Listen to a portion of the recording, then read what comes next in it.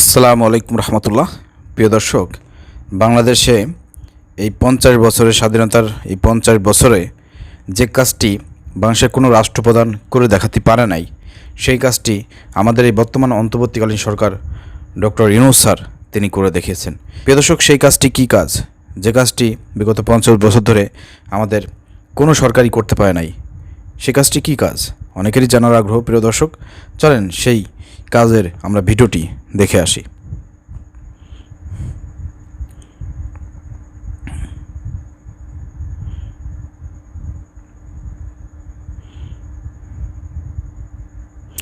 প্রিয় দর্শক, আপনারা ভিডিও ক্লিপস দেখলেন, অবাক হয়েছেন অনেকেই, চিন্তা করে দেখছেন, একটু কল্পনা করে দেখেন তো, বাংলাদেশ ভারতের তুলনায় কত ছোট একটি রাষ্ট্র। বাংলাদেশের অন্তর্বর্তীকালীন সরকার প্রধান উপদেষ্টা ডক্টর ইউনূস থাকার কারণে আজকে তার সঙ্গে বৈঠক করার জন্য ভারতের মতন একটা বড় দেশ, তার প্রধানমন্ত্রী নরেন্দ্র মোদী এবং তার সফর সঙ্গী যারা ছিলেন, তারা ডক্টর ইউনূস স্যারের সঙ্গে বৈঠক করার জন্য তারা আগে বৈঠকখানায় গিয়ে বসে আছেন। তারা সবাই ডক্টর ইউনূস স্যারের অপেক্ষায় আছেন যে তিনি কখন আসবেন, তার সঙ্গে বৈঠক করবে। একটু কল্পনা করে দেখেন তো। এবং আপনারা খেয়াল করেছেন যে ডক্টর ইউনূস স্যার যখন ঢুকবে, যখন বাইরে থেকে বলা হয়েছে যে এখন ডক্টর ইউনূস স্যার প্রবেশ করবে, তখন ভারতের প্রধানমন্ত্রী নরেন্দ্র মোদী সহ তার সাথে যারা ছিল সবাই দাঁড়িয়ে গিয়েছে। এর চাইতে আর বড় কোনো সম্মান আছে? আপনি আমাকে বলেন, ডক্টর ইউনূস স্যারের পাওয়ারটা কোথায়? তাকে কিভাবে মানুষ সম্মান করে? আজকে শুধুমাত্র বাংলাদেশের এই মূল্যায়নটা কেন? এই ডক্টর ইউনূস স্যারের জন্য।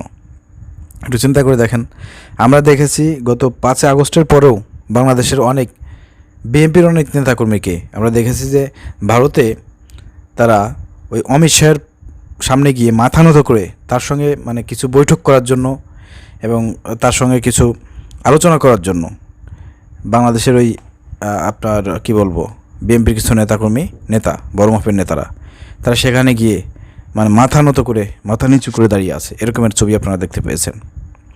এবং বিগত দিন আমরা দেখেছি বাংলাদেশের যারা রাষ্ট্র পরিচালনা করেছেন, তারা সবসময় ভারতের তোষামোদী করেছেন এবং সবসময় তাদের সামনে নত হয়েছেন।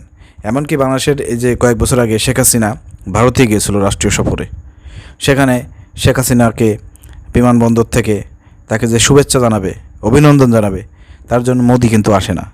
ওই তাদের কিছু চাকর বাকর নিম্ন পজিশনের কিছু কর্মকর্তা আছে, তাদেরকে পাঠায় দেয়। বাংলাদেশকে ওইভাবে মূল্যায়নই করে না। তো সেই জায়গায় বাংলাদেশকে যে ভারত মূল্যায়নই করতো না, সেই ভারত এখন বাংলাদেশের অন্তর্বর্তীকালীন সরকার ডক্টর ইউনূসের সঙ্গে বৈঠক করার জন্য তাদের প্রধানমন্ত্রী সহ লোকজন অপেক্ষা করে বসে থাকে। এবং যখন আমাদের প্রধানমন্ত্রী ডক্টর ইউনূস যখন ঢোকে, তখন সবাই দাঁড়িয়ে যায়। চিন্তা করে দেখেন কোথায় গিয়ে দাঁড়িয়েছে আমাদের বাংলাদেশ। তো ডক্টর ইউনূস যদি, সবাই চাচ্ছে যে আগামী 5 বছর ডক্টর ইউনূস ক্ষমতায় থাকুক, দেশে কোনো নির্বাচনের কোনো প্রয়োজন নাই, অনেকে এটা বলতেছে। এবং আপনারা দেখেছেন যে জুলাই আগস্টের একজন মহানায়ক, সমন্বয়ক সার্জিস আলম, তিনি বলেছেন যে ডক্টর ইউনূস স্যারকে আমরা 5 বছর দেখতে চাই। ঠিক আছে, তো এরপরে শুরু হয়েছে বাংলাদেশে যে ডক্টর ইউনূস স্যারকে আমরা চাই। কারণ এবার রমজানে যেভাবে দ্রব্যমূল্য যেভাবে নিয়ন্ত্রণ করা হয়েছে, দেশ যেভাবে চলতেছে, এবং ডক্টর ইউনূস বিদেশে যাওয়ার পরে তার যে গ্রহণযোগ্যতা, কয়েকদিন আগে আপনারা দেখেছেন ডক্টর ইউনূস স্যার তিনি একটি দেশে গেলেন, সেখানে যাওয়ার পর তার কী সম্মান মর্যাদা দেখতে পেয়েছেন। এরপরে এই যে আপনার এই যে থাইল্যান্ডে গেল, থাইল্যান্ডে যাওয়ার পরে বিসিমটেকের পরবর্তী চেয়ারম্যান বাংলাদেশকে করা হয়েছে ডক্টর ইউনূস স্যারের জন্য। এবং সারা বাংলাদেশ ডক্টর ইউনূস স্যারের পিছনে ঘুরে। দেখেছেন ডক্টর ইউনূস স্যার ক্ষমতায় আসার পরে জাতিসংঘের মহাসচিব, তিনি বাংলাদেশে কোনো দিন আসবেন? এটা কার জন্য এসেছেন? ডক্টর ইউনূস স্যারের জন্য এসেছেন। চিন্তা করে দেখেন তার পাওয়ারটা কোথায়। তো এই ধরনের সারা ইন্টারন্যাশনাল গ্রহণযোগ্য একজন ব্যক্তি যদি বাংলাদেশের প্রধানমন্ত্রী হয়, দেশের রাষ্ট্রনায়ক হয়, দেশ পরিচালনা করে, তাহলে বাংলাদেশ উন্নয়নশীল একটা দেশ অথবা উন্নত একটা দেশ, ভালো একটা পর্যায়ে যেতে বেশি সময় লাগবে না। এটা সবাই বলতেছে। এই জন্য ডক্টর ইউনূস স্যারকে আরও 4-5 বছর ক্ষমতা থাকতে বলতেছে অনেকেই। ঠিক আছে, কিন্তু বিএনপির তো নির্বাচন লাগবে, ক্ষমতায় আসতে হবে, এজন্য তাদের নির্বাচন প্রয়োজন।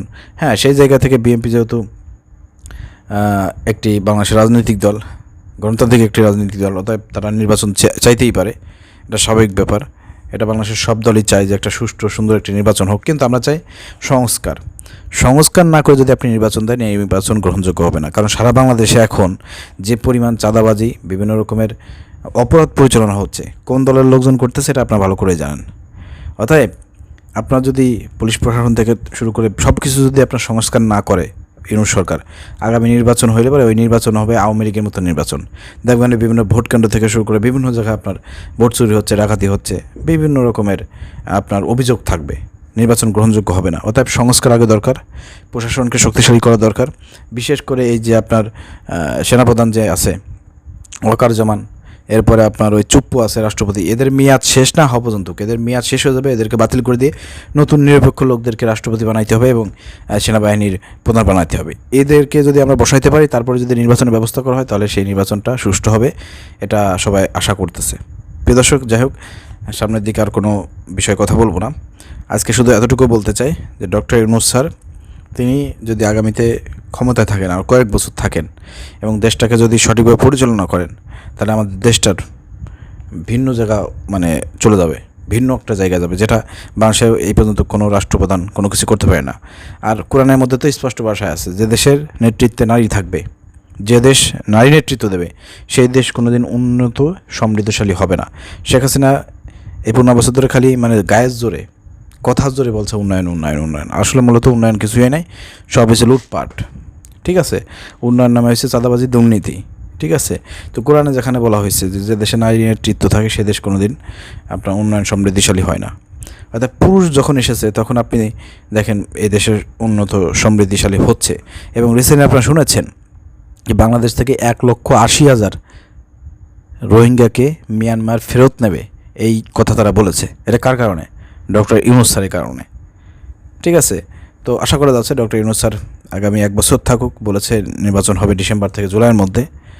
তো আমরা একটা দিন তারিখ এগুলো ঠিক করে দিতে চাই না, আমরা চাই দেশের উন্নয়ন, দেশকে সামনের দিকে এগিয়ে নিয়ে যাক, বহির্বিশ্বের কাছে দেশের একটা গ্রহণযোগ্যতা বাড়াক ডক্টর ইউনূস স্যার, এবং প্রয়োজনীয় সংস্কার করে দেশে একটা নির্বাচনের ব্যবস্থা করা। নির্বাচনের আগে বাংলা জামাত ইসলামীকে নিবন্ধন ফেরত দিতে হবে, এই দাবিতে আমরা জানাচ্ছি। এরপরে এটি মাজারুল ইসলাম আছে জামাত ইসলামের নেতা, দীর্ঘদিন ধরে 13 বছর ধরে তিনি কারাগারের মধ্যে আছেন, তাকে মুক্তি করতে হবে এবং বাংলা জামাত ইসলামের নিবন্ধন ফেরত দিতে হবে, তাদের দাড়িপাল্লা প্রতীক ফেরত দিতে হবে। এইগুলো হইলেই, সংস্কার হইলেই নির্বাচন দিলে পরে সেই নির্বাচন গ্রহণযোগ্য হবে। আশা করি বুঝতে পেরেছেন। প্রিয় দর্শক, কথাগুলো ভালো লাগলে শেয়ার করে দেবেন। আসসালামু আলাইকুম রহমতুল্লাহ।